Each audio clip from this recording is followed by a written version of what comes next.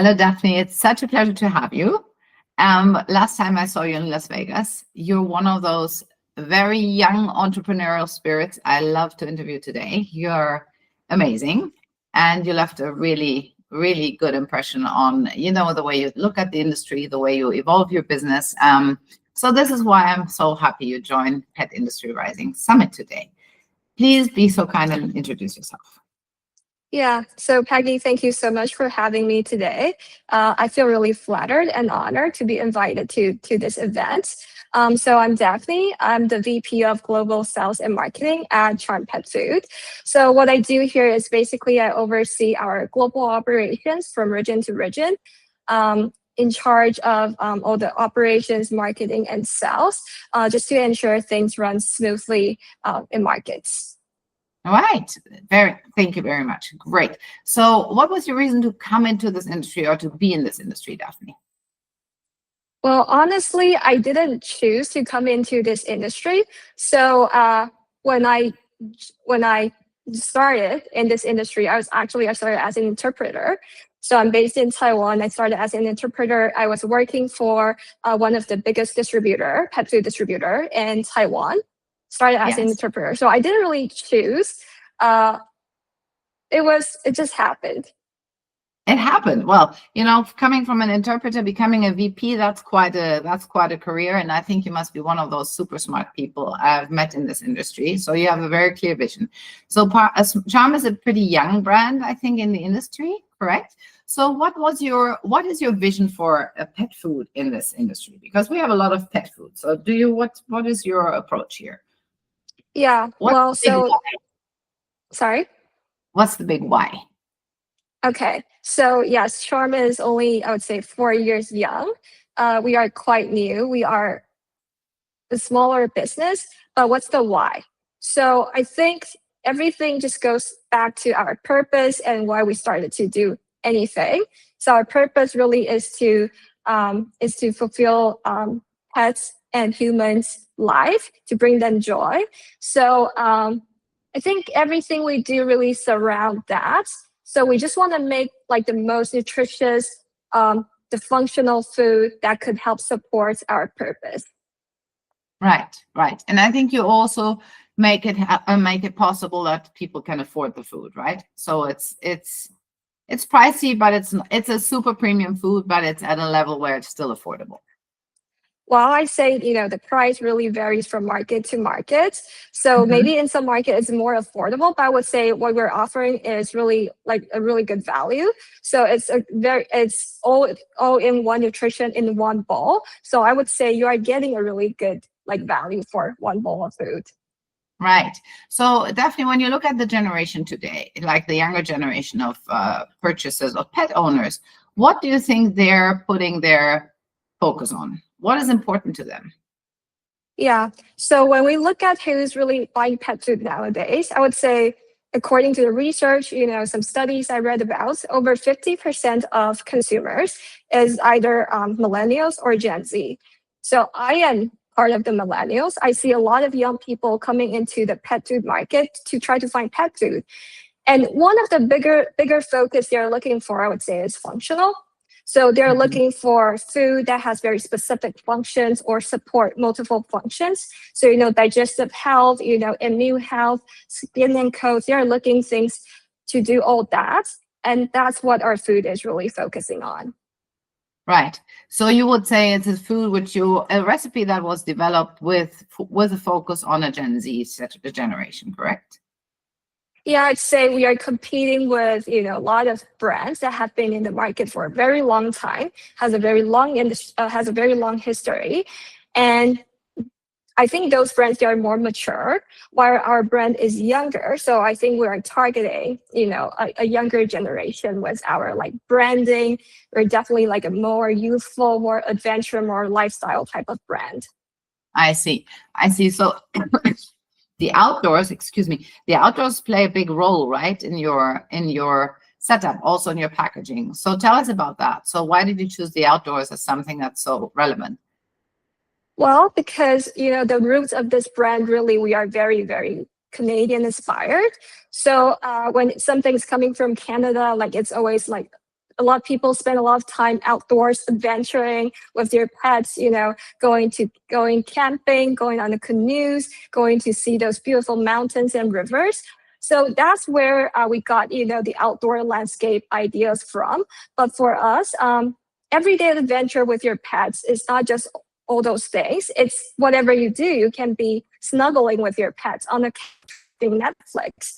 That's your type of adventure. So I would say, our food really is just to fuel, every pet for their everyday adventure, whatever that adventure looks like. Right. Amazing. Yes. So if you look at this industry, I always say, it's an industry which is actually very exciting, but it can be very slow. And if I look at the evolution, in tech, pet tech especially, I've interviewed some people as well now during the summit who are evolving into people who are doing amazing things like, cancer testing in bloodstreams and really exciting stuff. So where do you think AI comes in? And AI comes into where will AI, in your perspective, leave a footprint in the pet food industry? That's a really good question. So actually, when I'm working, I use a lot of help from AI. Even though, the photos that you see, like the landscape photos with the pets, those are all AI generated. So I would say, depending on if you're asking like marketing or depending on if you're asking like new product development wise, I think AI can be a two-way knife. Like it can be helping, it can be supporting, or it can be, I don't know, sometimes brands growing too fast with AI nowadays. And maybe my way of doing things is just to take a slower pace and to see what, customers are actually looking for in the pet food markets. Right. And do you think that AI can provide answers to that? Well, depending on, Yeah, I kind of check sometimes, and I find it very interesting because it depends on the day and the hour and the minute, basically, and the prompt, obviously. Yeah. And the results are very different. Very different. Yeah, I would say it also comes down to whatever AI model you're talking to, because your AI model is really be receiving information from you. So basically, AI is doing all the research on their own, but they're also receiving information from you. So for example, if I ask my AI, recommend me with one best pet food, it will say charm pet food, because that's the way I've been feeding information to my AI model. Oh, that's an interesting one, because what it does, it's completely biased, right? It becomes biased like a human, frankly, if you work with a model all the time. That's what you're saying. Yeah, interesting. Yeah. Yeah, because it's trained by the conversation between you and your AI. That's how the AI models are getting trained.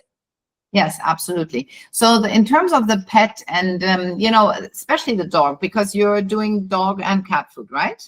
Yes. Yes. So where do you see the relevance growing? Is it cat? Is it dog? What do you think is going to happen? So because now we are actually globally present. So we are in 17 countries now. We are in Asia Pacific, we're in Europe, we're also in Canada. So really it depends on which market you're asking, because every region is different. So in Asia, it's definitely a much, much bigger cat food market, especially with South Korea, with China, with Taiwan, very big cat food markets. However, if you're looking at Canada or if you're looking at Europe, I would say some countries in Europe may be a bigger cat food market, but the rest, the majority, still the dog food. So it's very, very competitive there. Yes, it is very competitive, and it's very highly evolved, right? Because pet humanization plays a big role. So if you look at the pet humanization side, do you see it as a further opportunity, or do you also see dangers in that? You mean on the humanization parts? Yes. Okay, so I would say, the trend now really is, so the three biggest trends I believe in the past few years is humanization, premiumization, and then functional. So when I look at humanization, so sorry for talking about our brand again, because for me, at the end of the day, everything really comes back to the brand. That's where I start, and that's where I think. So when we think about humanization, we do appreciate the fact that, human, like people are viewing their pets like their own baby. But for our brand, it's never about seeing your pets as your baby. We are thinking on the other side where you see your pets as like your companion. So, like life is a grand journey. It's made like of a series of moments. So when you think about, like a journey or a travel, you would call your travel partner what's your travel companion. So we don't really see our pets as like our babies, like they are very easily to get hurt. We see them as an equal. We see them as our companion. So that's probably where the way I see it. Back to your question, humanization, can that be a little bit dangerous? I think whatever it is, when it's overly done, it can be dangerous. Yeah. Yeah, as everything, right, in life, because an animal will stay an animal, will stay an animal. I'm with you there. I think pet humanization brings a lot of opportunities to our industry. It also forces us as an industry to evolve. And I think what we have to evolve to is becoming much more flexible than we are currently. And the speed of the industry is definitely at a slower pace than, for example, I come out of prestige cosmetics. So if you look at the prestige cosmetics industry, that's an industry which is innovating at a very, very rapid speed. I think this is where our pet industry is a bit slow still. And I am convinced that this is going to catch up.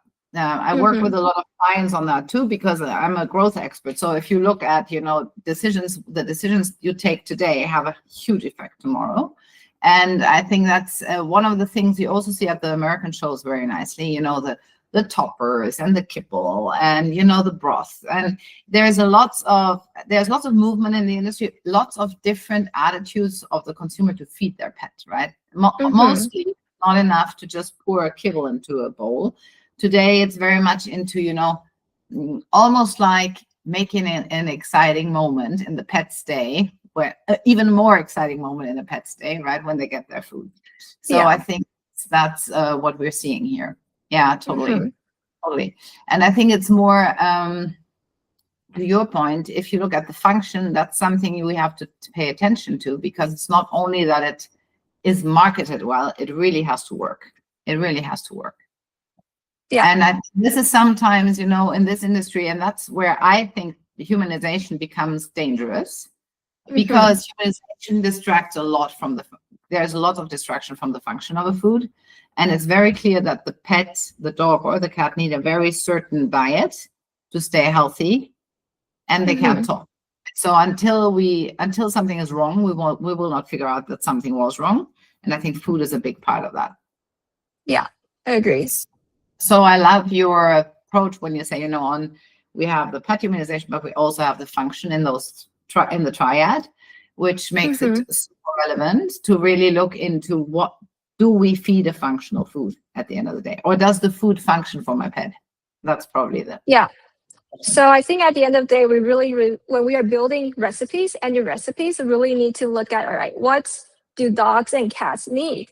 So from our philosophy, dogs and cats are carnivores. So what they really need is meat. So we need to provide them that foundational health, foundational nutrition to help them thrive. That's the baseline. That's non-negotiable. However, I think a lot of pet food brands are competing in that space, where they're just competing, all right, how much meat do you have? How much fresh meat do you have? So many players are competing in that space, where I really see like a differentiation where we just separate ourselves, and we are like, okay, so we are talking about the meat because those are the front foundation, but we also can offer you something that goes beyond and further, which is the functional ingredients. So we are using quite a few rare functional ingredients, for example, the mushroom blends. So we have the super cool blend of mushrooms. We have reishi, turkey tail, chaga mushrooms. And then we also are using Antarctic krill. We're using collagen peptides, eggshell membrane. So many cool, unique ingredients that you could barely find in other pet foods. But all right, so at the end of the day, what could that really do any function for pets? Well, we are very aware when we are doing the marketing. So we do have the inclusion of this like ingredients, functional ingredients, but it's not on a therapeutic level. So it's for maintenance. So we are not saying that, we can cure anything. We can prevent your pet go to a vet do not come to look for a cure in the pet food, because food really is for daily maintenance, is to make sure that your pets stay healthy. But we're not saying that this can cure anything or prevent anything.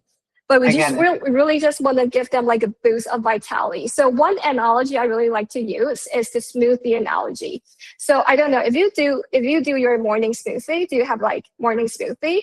All right. So in the morning smoothies, of course, protein is like your base, right? You always start with like a protein powder. So that's the foundational health. That's what's going to help cats and dogs thrive. And then you add your scoop, I don't know, spirulina, you add your scoop of collagen, you give, try to give yourself another energy boost or whatever you think you need to support your function. So our food is designed and built out just like that morning smoothie of yours. Yeah, it's beautiful. Daphne, do you market that part? Is it something you're marketing actively the way you just explained it? Oh, the morning smoothie analogy? So I always use that analogy when I'm talking to like distributor partners or retailer partners, because it's really relevant. Yeah, you should use it for your consumers, because it makes it very relevant. It makes it very, it makes it very relatable. That's the word. It makes it very easy to understand. Yes, absolutely. Yeah. And I think it also, first of all, it supports what we talked about, the humanization trend, but still with function. And what is obviously happening, what does pet humanization mean? It means that people look at their dog or at their cat like humans, right? That's all it means. So basically, using that bridge of the smoothie works brilliantly. I like that. So a very good approach. Very nice. Thank you. Very nice. Very nice. So if you could make a wish for the industry, right? Because this is a business-to-business summit, and it's probably watched by a lot of business leaders in the pet industry mostly. What would you wish for this industry to become? What's your vision? I know it's a difficult. Yeah, it is definitely actually I ask myself very often about this question, like not just to mention, the vision for the whole industry, maybe just a vision for the Charm brand. So the brand is like very personal to me. So I've been with this brand since day one. So for me, it's like my baby. So I'm very driven, I'm very motivated, especially I'm very passionate. You probably could feel it when I talk about the brand. Sure. And I would say if I have a vision for this industry, I would probably say, just remember what get you started. Like to everybody, just remember what gets you started. Remember what gets you really motivated and gets you really passionate. Because I think as we expand, as the industry grows and expands, things shifted so much every day. Although the industry is growing maybe on a slower pace when it comes to innovation, but it is shifting every day. So I think people sometimes get carried away with numbers, with metrics, with sales volumes. I think all those things are important, of course. But at the end of the day, you really need to come back to, all right, so what gets you going in the beginning? What do you want to be part of this mission? Why do you want to join this journey? So for me, this has been like a so exciting adventure. And really what gets me out of bed every day is just to think about Charm and think about, in Ukraine, in Italy, in Japan, like a consumer right now could be picking up a bag of Charm in their store. And that's just amazing and fantastic to think about. Yeah, that's beautiful. So what you're basically confirming is what I'm always preaching, right? Follow your excitement. And exactly. That's it. Follow your excitement. I totally agree with you. I think analysis is great, but analysis through paralysis through analysis is happening a lot at the moment. I have a few clients where they're lost in numbers, and they, interestingly enough, a lot of people forget to ask themselves, why did I do this analysis? I mean, what is the objective of what right? So I try to, very much how you say it, I try to tell people, okay, now let's ask the question and then let's see what analysis we need. We're not doing an analysis to do an analysis. We're really looking for one specific thing. And the best is if that adds to your excitement, right? If you analyze something which actually supports you in the excitement you have for something, and we can totally feel it in you, Daphne, that you're excited about what you're doing. And I still I haven't been in this industry for a long time, 20 years, and I'm still excited about the industry. But I'm most excited about the leaders in the industry, and this is why I put together this event. And frankly, it was such a pleasure to interview you as well and to have you around. Yeah. It was fabulous, really refreshing, and I think a great reminder to really follow that excitement and to live it every day. Yeah, I do live it every day. It's what keeps me going. That's fantastic. Daphne, thank you so much for your time. We'll end here. Sadly, my God, time was flying. Thank you for these 20 minutes. It was wonderful. And I wish you all the best, and I'll see you soon. All right. Thank you, Peggy. Thank you. Take care.